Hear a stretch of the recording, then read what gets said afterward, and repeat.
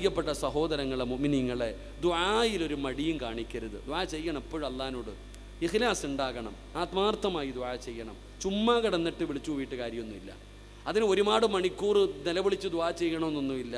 പറയുന്നത് ഒരു വാക്കാണെങ്കിലും അത് അള്ളാഹുവിൽ വിശ്വാസത്തോടു കൂടി പറയണം. ഏതുപോലെ ഒരിക്കൽ ഉമർ ഇബ്നുൽ ഖത്താബ് റളിയല്ലാഹു തആല അൻഹുവിൻ്റെ കാലഘട്ടത്തിൽ ഉമർ തങ്ങൾ രാത്രിയിൽ ഇങ്ങനെ നടന്നു വരുമ്പോൾ ഒരു ചങ്ങാതി ഉമർ തങ്ങളുടെ എതിരെ നടന്നു വരുന്നുണ്ട്.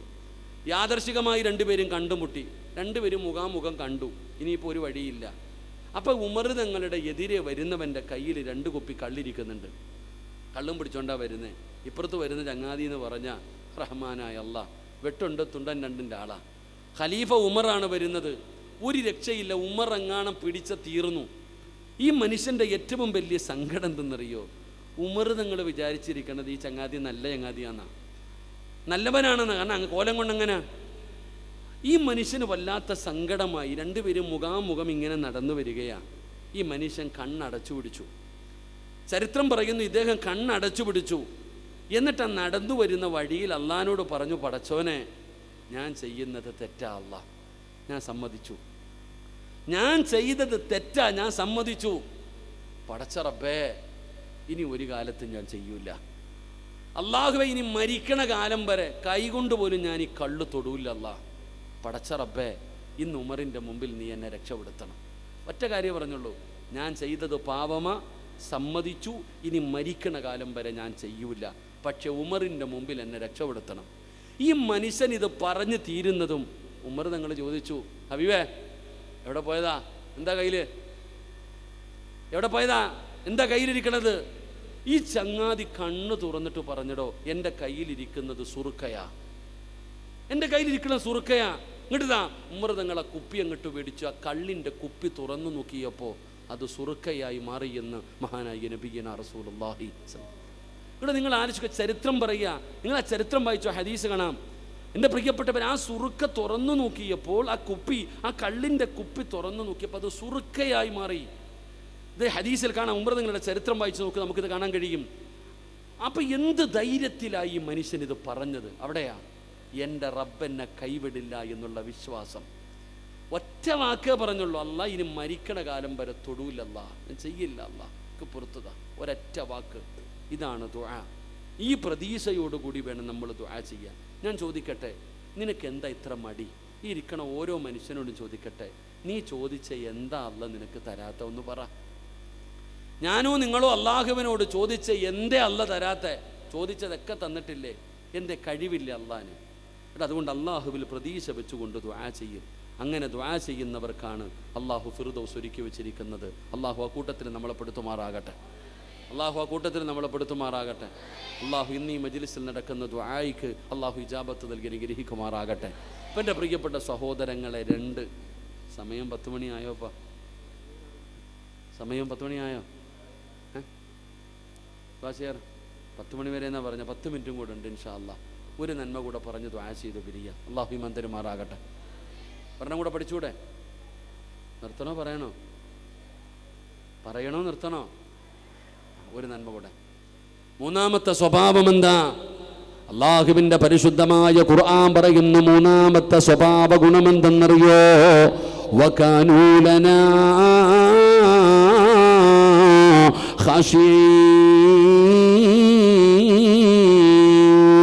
അവർക്ക് അല്ലാഹുവിനെ വല്ലാത്ത ഭയമാണ്. അവർ അല്ലാഹുവിനെ ഭയന്ന് ജീവിക്കുന്നവരാണ്. അവർ അല്ലാഹുവിനെ പേടിച്ച് ജീവിക്കുന്നവരാണ്. അവരുടെ മുമ്പിൽ അല്ലാഹുവിൻ്റെ പേര് പറഞ്ഞാൽ, അല്ലാ എന്ന് പറഞ്ഞാ ഭയമാണ്, അല്ല എന്ന് പറഞ്ഞാ പേടിയാണ്. ഇന്നമൽ മുഅ്മിനൂനല്ലദീന ഇദാ ദുകിറല്ലാഹു വജിലത് ഖുലൂബുഹും വഇദാ തുലിയത് അലൈഹിം ആയാതുഹു زادتهم إيمانا وعلى ربهم يتوكلون. അല്ലാഹുവിനെ കുറിച്ച് പറയപ്പെട്ട് കഴിഞ്ഞാൽ അവരുടെ കണ്ടടങ്ങൾ നിറയുകയാണ്, കൈകാലുകൾ വിറയ്ക്കുകയാണ്, ഹൃദയങ്ങൾ പിടയ്ക്കുകയാണ്. പടച്ചവനെ ജീവിതത്തിൽ വന്നുപോയ പാപങ്ങളൊക്കെ ഓർമ്മ വരികയാണ്. അവനെല്ലാം അല്ലാഹുവിലേക്ക് ഏറ്റുപറഞ്ഞുകൊണ്ട് പശ്ചാത്തപിച്ചുകൊണ്ട് അവനെ തൗബ ചെയ്തുകൊണ്ട് തവക്കലേൽപ്പിച്ച് അവൻ മടങ്ങുമെന്ന് ഖുർആൻ പറയുമ്പോ സഹോദരാ, ആർക്കാ അല്ലാഹനെ പേടിയുള്ളത്? നമുക്ക് അല്ലാഹനെ പേടിയില്ലടോ. അല്ലാഹനെ കുറിച്ച് നമുക്കറിയില്ലടോ. അല്ലാഹുവിനെ കുറിച്ച് എന്ത് അറിവാണ് നമുക്കുള്ളത്? ഏതെങ്കിലും ഒരു അമുസ്ലിമായ സഹോദരൻ നിന്നോട് ചോദിക്കുകയാ, അല്ലാഹയാരാ? നീ എന്തു പറഞ്ഞു കൊടുക്കും സഹോദരാ?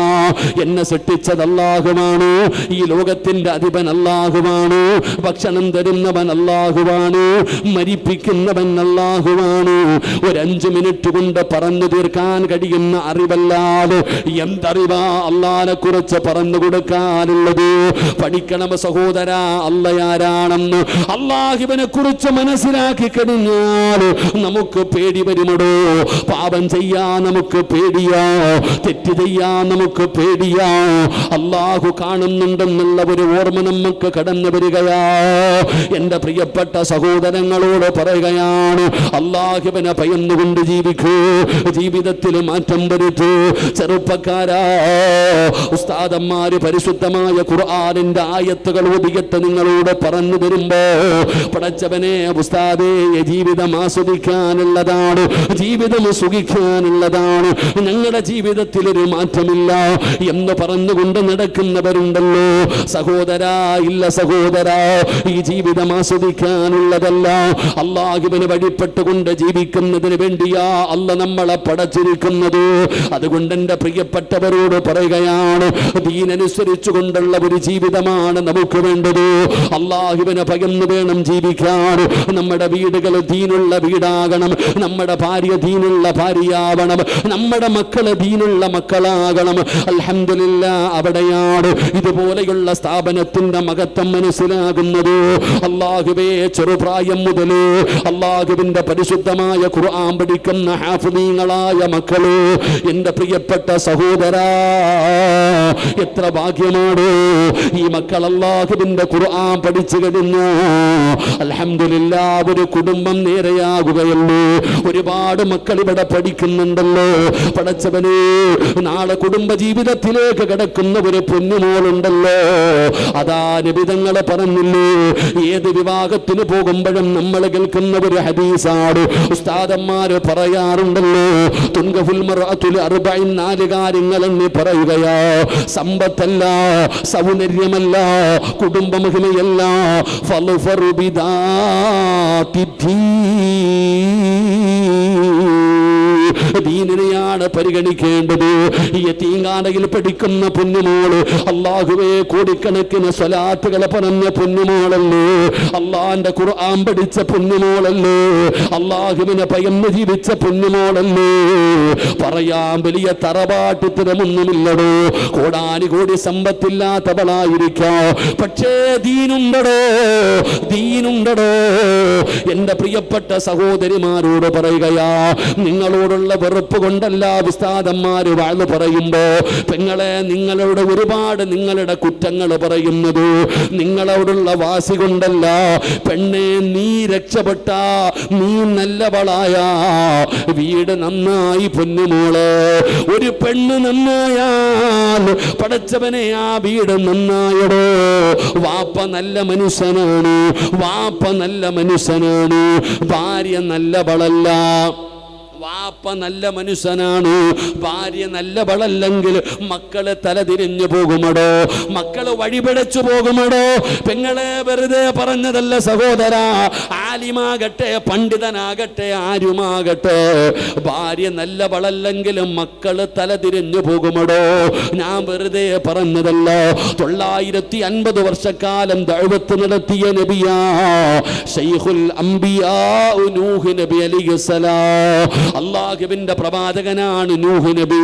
950 വർഷക്കാലം ദഅവത്ത് നടത്തിയ നബിയാണ്. ഭാര്യ അള്ളാനെ കൊണ്ട് വിശ്വസിച്ചില്ല, ഭാര്യ അള്ളാനെ കൊണ്ട് വിശ്വസിച്ചില്ല.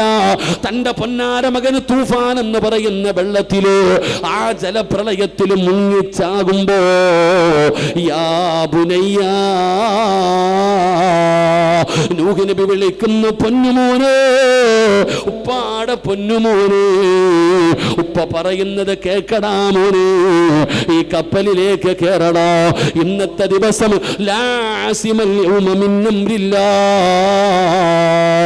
ഇന്ന് വേറെ വഴിയൊന്നുമില്ലെന്ന് തന്റെ പൊന്നാര മകനോട് മഹാനായ നൂഹ് നബി പറയുമ്പോ, വാപ്പാടെ കാര്യം നോക്കിക്കോ, ഞാൻ ആ കാണുന്ന പർവ്വതത്തിന്റെ മുകളിൽ കയറി രക്ഷപ്പെടുമെന്ന് പറഞ്ഞു. തന്റെ പൊന്നാര മകന് കണ്ണിന്റെ മുമ്പിൽ കിടന്ന് മുങ്ങി മരിച്ചടോ. കാണേണ്ടവെന്ന് സഹോദരാ, ഏ ചെറുപ്പക്കാരാ, മഹാനായ ലൂത്ത് നബി അലൈഹിസ്സലാം, ലൂത്ത് നബിയുടെ ചരിത്രം പഠിച്ചവരാണെന്ന്. അതും പ്രവാചകനായിരുന്നു. ഭാര്യ അള്ളാനെ കൊണ്ട് വിശ്വാസമില്ലാത്തവളായിരുന്നു. തന്റെ മക്കളും തലതിരിഞ്ഞു പോയെന്ന ചരിത്രം പറയുകയാ. അള്ളാഹു പറയുകയാ, ഈ പ്രവാചകന്മാരുടെ ഭാര്യമാരെ പോലെ നിങ്ങളാകല്ലോ എന്ന് ഖുർആൻ ഖിയാമത്ത് നാൾ വരെയുള്ള പെണ്ണുങ്ങളോട് പറയുമ്പോ, സഹോദരി നീ നല്ലവളാകണം മോളെ. നീ നല്ലവളായാൽ കുടുംബം നന്നായി. പെങ്ങളെ, ദീനുള്ള പെണ്ണിനെ വിവാഹം കഴിക്കാൻ പറയാനുള്ള കാരണം എന്താ? ഒറ്റ ചരിത്രം പറഞ്ഞുകൊണ്ട് നിർത്തുകയാ.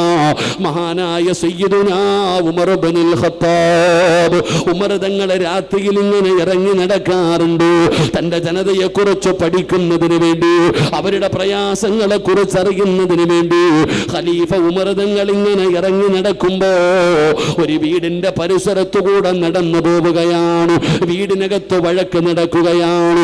ഉമർ തങ്ങൾ നോക്കുമ്പോ ഒരു വീടിനകത്ത് ഒരു ഉമ്മയും മകളും കൂടെ വഴക്ക് കൂടുകയാ. ഉമ്മ പറയുന്നു, മോളെ പാലിൽ വെള്ളം കലർത്തു മോളെ.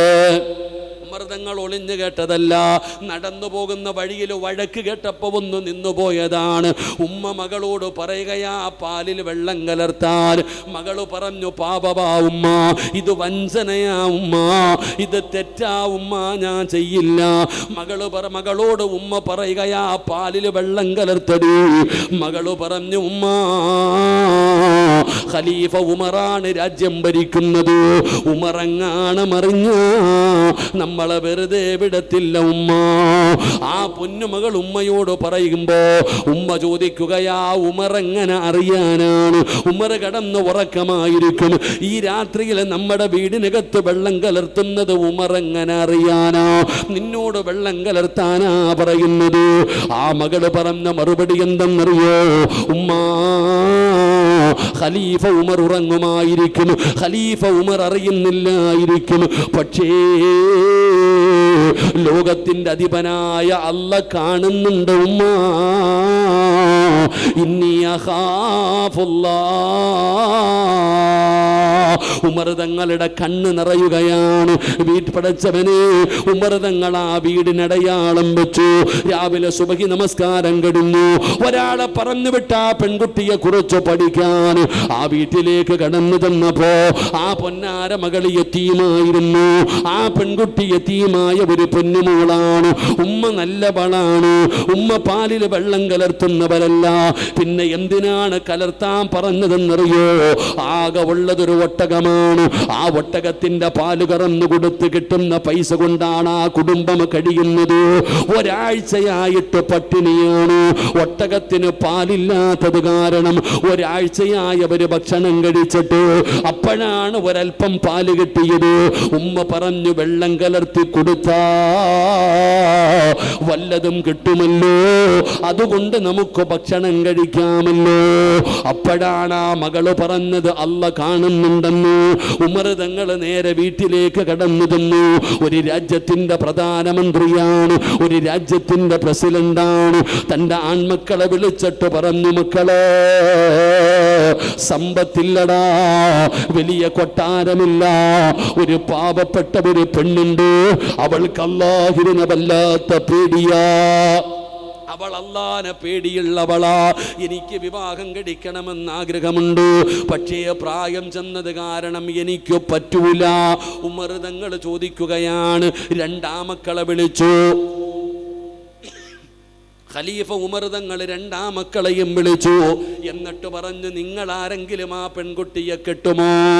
ഉമർ തങ്ങളുടെ പൊന്നാര മകൻ പറഞ്ഞു, എനിക്ക് വേണം ബാപ്പാ, എനിക്ക് വേണം. അല്ലാഹുവിനെ ഹൃദയത്തിൽ കൊണ്ടു നടക്കുന്ന ആ പെണ്ണിനെ എനിക്കാണ് വേണ്ടതെന്ന് പറഞ്ഞ് വിവാഹം കഴിക്കുകയാ. ഇതാണോ ഹൃദയത്തിൻ്റെ അകത്തള്ളയുണ്ടാകണം, ദീനുള്ള പെണ്ണിനെ വിവാഹം കഴിക്കണം. നിങ്ങൾക്ക് ചരിത്രമറിയുമോ? മഹാനായ ഉമർ ഇബ്നു അബ്ദുൽ അസീസ്, ഉമർ ഇബ്നു അബ്ദുൽ അസീസ് തങ്ങളുടെ ചരിത്രം വായിച്ചു നോക്കിയിട്ടുണ്ടോ? കരയും ചെറുപ്പക്കാരാ, ഉമർ ഇബ്നു അബ്ദുൽ അസീസ് തങ്ങളുടെ ചരിത്രം കരയാതെ വായിച്ചു തീർക്കാൻ കഴിയില്ല. ആ ഉമർ ഇബ്നു അബ്ദുൽ അസീസ് തങ്ങൾക്ക് മനസ്സിലായി തൻ്റെ മരണമെടുത്തെന്ന്. തൻ്റെ മരണത്തിൻ്റെ അടയാളങ്ങൾ കണ്ടു. പടച്ചവനെ, കുളിച്ച് റെഡിയാവുകയാണ്. നേരെ റൂമിനകത്ത് കയറി വന്നു. അതാ തൻ്റെ കട്ടിലിൽ വന്ന് താൻ കിടക്കുന്ന സ്ഥലത്ത് വന്നിരിക്കുകയാണ്. എന്നിട്ട് വിളിക്കുന്നു, ഫാത്തിമ. തൻ്റെ ഭാര്യയായ ഫാത്തിമാനെ അടുത്ത് വിളിക്കുകയാണ്. തൻ്റെ പ്രിയതമ അടുത്ത് വിളിക്കുകയാണ്. എന്നിട്ട് പറഞ്ഞു, ഫാത്തിമ, പൊരുത്തം തരണേ ഫാത്തിമ, എൻ്റെ മരണമെടുത്തിരിക്കുന്നു ഫാത്തിമ.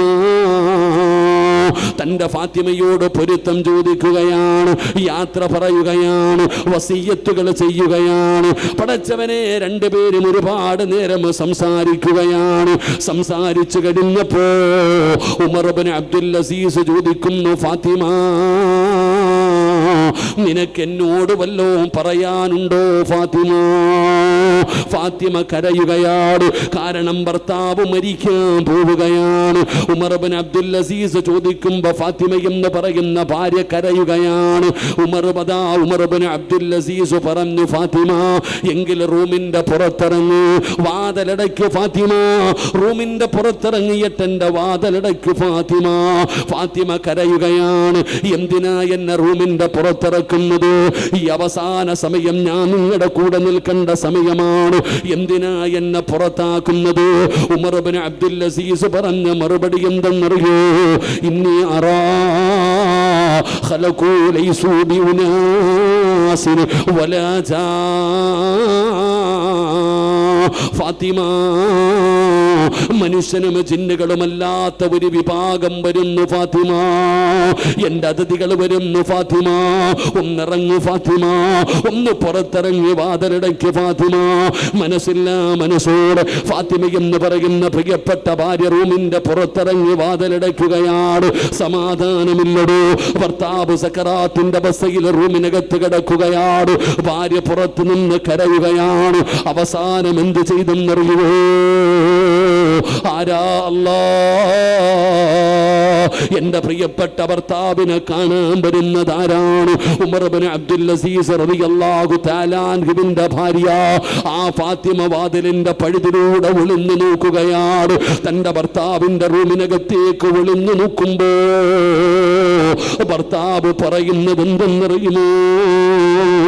അസ്സലാമു അലൈക യാ അസ്റായീൽ. അസ്റായീലിനോട് സലാം പറയുകയാണ്. തന്റെ റൂഹ് പിടിക്കാൻ വരുന്ന മലക്കിനോട് അവിടുന്ന് സലാം പറയുകയാ, അവിടുന്ന് സ്വീകരിക്കുകയാ, അവിടുന്ന് സ്വീകരിക്കുകയാ. ഫാത്തിമ എന്ന് പറയുന്ന പ്രിയപ്പെട്ട ഭാര്യയുടെ കണ്ടടങ്ങൾ നിറഞ്ഞു വിഴുകുകയാണ്. തന്റെ ഭർത്താവിന്റെ മരണമെടുത്തിരിക്കുന്നു. റൂഹ് പിടിക്കാനുള്ള മലക്ക് കടന്നു വന്നിരിക്കുന്നു. ഭർത്താവ് ഒറ്റയ്ക്ക് റൂമിനകത്ത് കിടക്കുകയാണ്. സമാധാനമില്ലാതെ ഫാത്തിമ എന്ന് പറയുന്ന ഭാര്യ രണ്ടാമതും റൂമിന്റെ വാതിലിന്റെ പഴുതിലൂടെ ഒളിഞ്ഞു നോക്കുമ്പോ സുബ്ഹാനല്ലാഹ്, ഖുർആൻ ഓതുന്നു വാപ്പാ. എപ്പോഴാ ഖുർആൻ ഓതുന്നതെന്നറിയോ? അല്ലാഹുവേ, ഖാബിലുൽ അർവാഹ് മലക്ക് അസ്റായീൽ എന്ന് പറയുന്ന മലക്കും തന്റെ അനുയായികളും റൂഹ് പിടിക്കുന്നതിന് വേണ്ടി വീടിനകത്തേക്ക് കടന്നു വന്നപ്പോ ഉമർ ഇബ്നു അബ്ദുൽ അസീസ് ഖുർആൻ ഓതുകയാ. ഏതായത്താ ഓതിയതെന്നറിയോ? ഏതായത്താ ഓതിയതെന്നറിയോ? സാധാരണായത്തല്ല. പിന്നെ ഏതായത്താ പാരായണം ചെയ്തത്? തിൽക്കദ്ദാറുൽ ആഖിറത്തു നജ്അലുഹാ ലില്ലദീന ലാ യുരീദൂന ഉലുവൻ ഫിൽ അർളി വലാ ഫസാദാ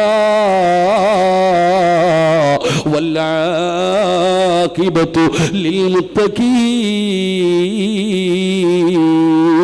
വാതിലിന്റെ പഴുതിലൂടെ ഒളിഞ്ഞു നോക്കുന്ന പ്രിയതമയോട് ഉമർ ഇബ്നു അബ്ദുൽ അസീസ് വിളിച്ചു പറയുകയാ, തിൽക്കദ്ദാറുൽ ആഖിറത്തു നജ്അലുഹാ ലില്ലദീന ലാ യുരീദൂന ഉലുവൻ ഫിൽ അർളി വലാ ഫസാദാ ഫാത്തിമ വൽആഖിബത്തു ലിൽമുത്തഖീൻ. അല്ലാഹുവിനെ ഭയന്ന് ജീവിക്കുന്നവർക്കാണ് അല്ലാഹു നല്ല മരണം കൊടുക്കുന്നത്. തന്റെ പ്രിയതമയോട് വിളിച്ചു പറയുകയാ. ഫാത്തിമ നോക്കുമ്പോ മുഖത്തേക്ക് തുണി വലിച്ചിടുകയാ. ലാ ഇലാഹ ഇല്ലല്ലാഹ്.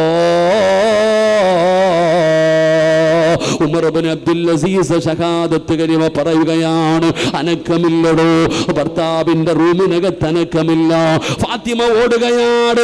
വാതില് തുറന്ന് പ്രിയതമന്റെ റൂമിനകത്തേക്ക് ഓടിച്ചെല്ലുമ്പോ സുബ്ഹാനല്ലാഹ്, എന്തൊരു പ്രകാശമെന്നറിയോ? ഉമർ ഇബ്നു അബ്ദുൽ അസീസിന്റെ റൂമിനകത്ത് കിടന്നതെന്ന് ആ മുഖത്തിട്ടിരുന്ന തുണിയങ്ങ് മാറ്റുമ്പോ എന്തൊരു പ്രകാശമെന്നറിയോ? പുഞ്ചിരിക്കുന്ന മുഖത്തോടെ ഉമർ ഇബ്നു അബ്ദുൽ അസീസ് മരിച്ചു കിടക്കുകയാണ്. റൂമിനകത്ത് വല്ലാത്ത സുഗന്ധമാണ്. ഫാത്തിമ പോലും ചോദിക്കുന്നു, എന്തൊരു മരണമാ അല്ലാഹ്. നാട് മുഴുവനും അറിയുകയാണ്. ജനങ്ങൾ മുഴുവനും കടന്നു വന്നു. എല്ലാവരും പറയുന്നു, നല്ല മരണമാ. മുഖത്ത് വല്ലാത്ത പ്രകാശമായിരുന്നു. മയ്യത്ത് കുളിപ്പിച്ചവരും കഫം പൊതിഞ്ഞവരും ചുമന്നവരും പറയുകയാ, വല്ലാത്ത സുഗന്ധമാ. അങ്ങനെ ഉമർ ഇബ്നു അബ്ദുൽ അസീസ് തങ്ങളുടെ ജനാസ ഖബറടക്കി. മയ്യത്ത് നമസ്കാരം കഴിഞ്ഞു. അതാ പള്ളിപ്പറമ്പിൽ കൊണ്ടുപോയി ഖബറിലേക്ക് ഇറക്കി വെച്ചു. ഖബറടക്കം കഴിഞ്ഞപ്പോ ഒരാളും പോകുന്നില്ലടോ. സാധാരണ മയ്യത്തടക്കി കഴിഞ്ഞ ജനങ്ങൾ മുഴുവനും തിരിച്ചു പോകുമല്ലോ, എന്നാൽ ആരും പോകുന്നില്ല. വലിയ ചർച്ചയായി. എല്ലാവരും കൂടി നിൽക്കുകയാണ്. അവര് പറയുന്നു, വല്ലാത്ത മരണമാണ്. അസ്റായിലിനോട് സലാം പറഞ്ഞു. വല്ലാത്ത സുഗന്ധമായിരുന്നു. ഷഹാദത്ത് കലിമ പറഞ്ഞു. മരിച്ച വീട്ടിൽ വന്നവര് മുഴുവനും പറയാൻ തുടങ്ങി. അവസാനം എല്ലാവരും കൂടെ ഒരു തീരുമാനമെടുത്തടോ. ഉമർ ഇബ്നു അബ്ദുൽ അസീസിന്റെ വീട്ടിലേക്ക് പോവുകയാണ്. മയ്യത്ത് ഖബറടക്കാമെന്ന ആയിരക്കണക്കിന് പേര് ഉമർ ഇബ്നു അബ്ദുൽ അസീസ് തങ്ങളുടെ വീടിന്റെ മുറ്റത്ത് രണ്ടാമതും പോവുകയാ. അവര് വിളിക്കുന്നു, ഫാത്തിമ, നീ സങ്കടത്തിലാണെന്നറിയാം, നീ വേദനയിലാണെന്നറിയാം, ഭർത്താവ് മരിച്ചതിന്റെ പ്രയാസത്തിലാണെന്നറിയാം, നീ ഇരിക്കുകയാണെന്ന് ഞങ്ങൾക്കറിയാം. ഫാത്തിമ, സങ്കടപ്പെടുത്താൻ വന്നതല്ല, വേദനിപ്പിക്കാൻ വന്നതല്ല. ഒരേ ഒരു കാര്യം അറിയണം ഫാത്തിമ. ഈ നാട് മുഴുവനും നിന്റെ വീടിന്റെ മുറ്റത്ത് വന്ന് നിൽക്കുന്നത് ഒരേ ഒരു കാര്യം ചോദിക്കാനാണ്, ഒരേ ഒരു കാര്യം അറിയാനാണ്. എന്താണെന്നറിയുമോ? നിന്റെ ഭർത്താവ് മരിച്ചത് അസ്റായിലിനോട് സലാം പറഞ്ഞിട്ടാണ്. മുത്തഖീങ്ങൾക്കാണ് നല്ല മരണമുള്ളതെന്ന ഖുർആനിലായ തോതിയല്ലോ. നിന്റെ ഭർത്താവിന്റെ മുഖത്ത് വല്ലാത്ത പ്രകാശമായിരുന്നു, ചിരിക്കുകയായിരുന്നു ഫാത്തിമ. നിന്റെ ഭർത്താവിന്റെ ശരീരത്തിന് വല്ലാത്ത സുഗന്ധമായിരുന്നു. ഇതുപോലെ ഒരു മരണം ഞങ്ങൾക്കും വേണം ഫാത്തിമ. ഞങ്ങൾക്കും ഇതുപോലെ ഒരു മരണം വേണം ഫാത്തിമ. അതുകൊണ്ട് നിന്റെ ഭർത്താവ് ചെയ്ത നന്മയൊന്ന് പറഞ്ഞു തരുമോ? നിന്റെ ഭർത്താവ് ചെയ്ത നന്മ മാത്രമൊന്ന് പറഞ്ഞതാ. ഭർത്താവിന്റെ ജനാസ കബറടക്കിയിട്ട് വീടിന്റെ മുറ്റത്ത് വന്ന് ജനങ്ങൾ ചോദിച്ചപ്പോ ഫാത്തിമ എന്ന് പറയുന്ന ഭാര്യ പറഞ്ഞ മറുപടി എന്തെന്നറിയോ? മകാന ഉമർ ഇബ്നു അബ്ദുൽ അസീസ് അഖ്സരിൽ ലിന്നാസ് സ്വലാത്തൻ വലാ സിയാമാ. എന്റെ ഭർത്താവ് ഒരുപാട് നിസ്കരിക്കുന്ന മനുഷ്യനായിരുന്നു, ഒരുപാട് നോമ്പ് പിടിക്കുന്ന മനുഷ്യനായിരുന്നു, ഒരുപാട് സദഖ ചെയ്യുന്ന മനുഷ്യനായിരുന്നു. എന്നൊന്നും ഞാൻ പറയൂല, എന്നൊന്നും ഞാൻ പറയൂല. എന്റെ ഭർത്താവിന് അല്ലാഹു ഇതുപോലെ ഒരു മരണം കൊടുക്കാ ഒരേ ഒരു കാരണമേ ഉള്ളൂ. ആ കാരണം എന്തെന്നറിയുമോ? ലാകിൻ വല്ലാഹി മാ റഅയ്തു അഹദൻ അഖ്വഫ ലില്ലാഹ്. ഈ ലോകം മുഴുവനും അടക്കി ഭരിക്കുന്ന രാജാതിരാജനായ മലിക്കുൽ ജബ്ബാറായ പടച്ച റബ്ബിനെ കൊണ്ട് തന്നെയാണ് സത്യം. മാ റഅയ്തു അഹദൻ അഖ്വഫ ലില്ലാഹ്. എന്റെ ഭർത്താവിനെ പോലെ പടച്ച റബ്ബിനെ ഭയന്ന് ജീവിച്ച വേറെ ഒരു മനുഷ്യന്, എന്റെ ഭർത്താവിനെ പോലെ അല്ലാഹുവിനെ പേടിച്ച് ജീവിച്ച വേറെ ഒരാള് എന്റെ ജീവിതം